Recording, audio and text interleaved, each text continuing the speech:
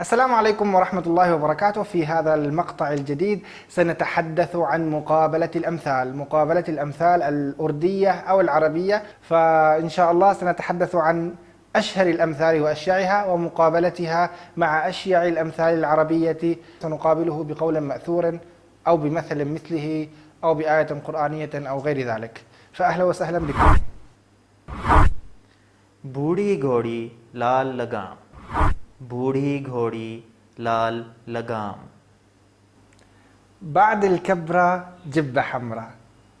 هذا المثل الذي ذكره بالأردية يستخدم عن المتصابي. إن دنياك هذه يا أخ الحب عجوز لكنها تتصابى. فبعد الكبرى جبة حمراء. هذا المثل مطابق تماما للمثل الذي ذكره بوري غوري لال لقام. بعد الكبرى جبة حمراء. बूढ़ी العجوز, घोड़ी الفرس, लाल الأحمر, लगाम اللجام. बूढ़ी घोड़ी लाल लगाम يعني بعدما كبرت الفرس وضعنا لها لجاما أحمر. يعني الأمثال لا تكون صياغتها صياغة قياسية وصياغة نحوية معروفة، وإنما هي صياغة غير قياسية عرفية. काम के ना काज के दुश्मन अनाज के, काम के ना काज के दुश्मन अनाज के. أكلوا مرعى وقلة صنعى. أكلوا مرعى وقلة صنعى.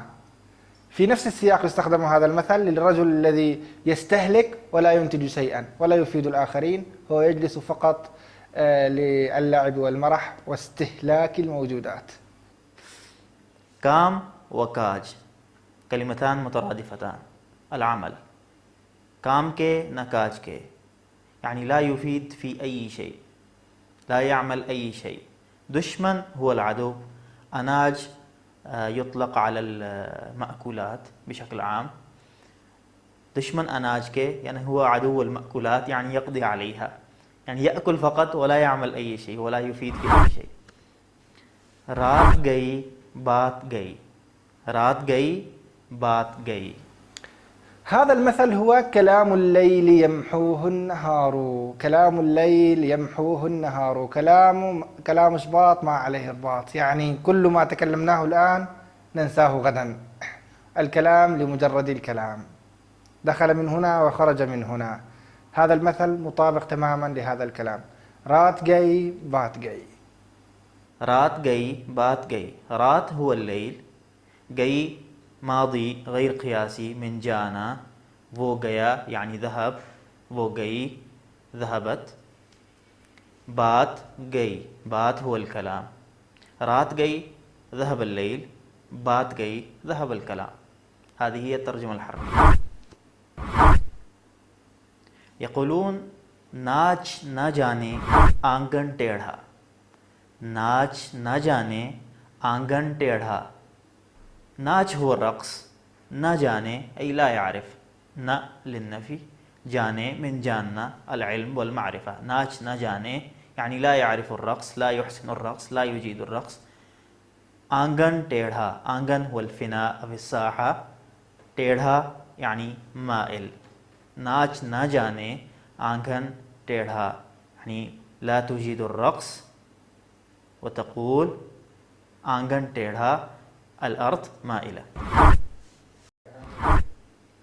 अंगूर खट्टे हैं, अंगूर खट्टे हैं, अंगूर खट्टे हैं.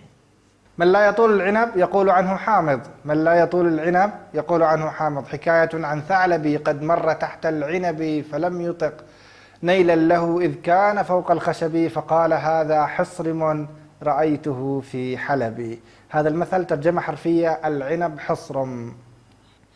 अंगूर اسم جنس العنب, खट्टे يعني حامض, العنب حامض.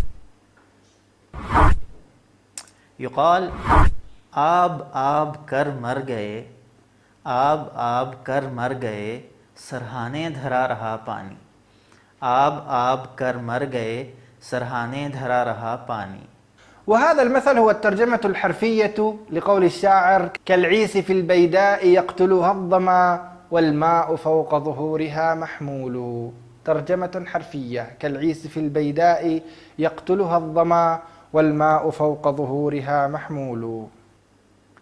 آب الماء كلمة فارسية تستخدم في اللغة الأردية أيضا بمعنى الماء.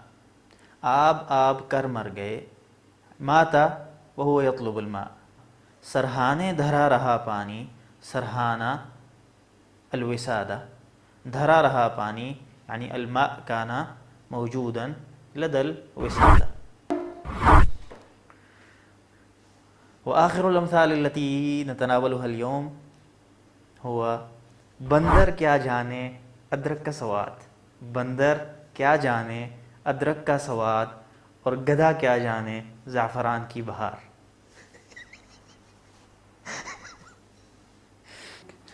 وهذا المثل عن حسن الاختيار، عن حسن اختيار الصاحب، عن حسن توكيل الأمر إلى من هو أهل له. إذا كنت في حاجة مرسلا وأنت بها كلف مغرم فأرسل حكيما ولا توصه، وذاك الحكيم هو الدرهم.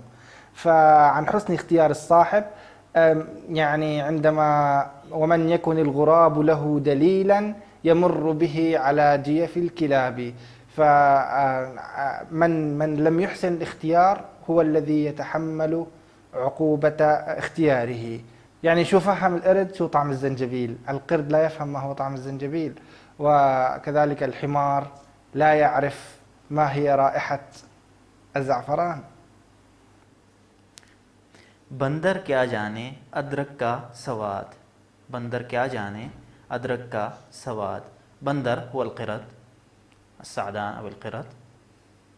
क्या هي للاستفهام هنا بمعنى ماذا أو ما أدراه. जाने من जानना بمعنى العلم والمعرفة. أدرك الزنجبيل يعني ما أدرى القرد بطعم الزنجبيل. गधा क्या जाने ज़ाफ़रान की बहार. गधा الحمار, ज़ाफ़रान هو الزعفران كلمة عربية, بهار الربيع. وكيف نفهم الحمار ما ربيع الزعفران. وكما نرى أن ترجمة الأمثال تكون أحيانا تكون متطابقة تماما، لأن البيئة الشرقية تقريبا في البلاد العربية وبلاد الهند وبلاد الصين وغيرها تفكر بنفس العقلية، فالقيم الشرقية هي نفسها، لذلك أحيانا تكون الأمثال متطابقة وتكون مجرد ترجمة، وأحيانا تكون في نفس المعنى وفي نفس السياق لكن تصاغ بطريقة أخرى.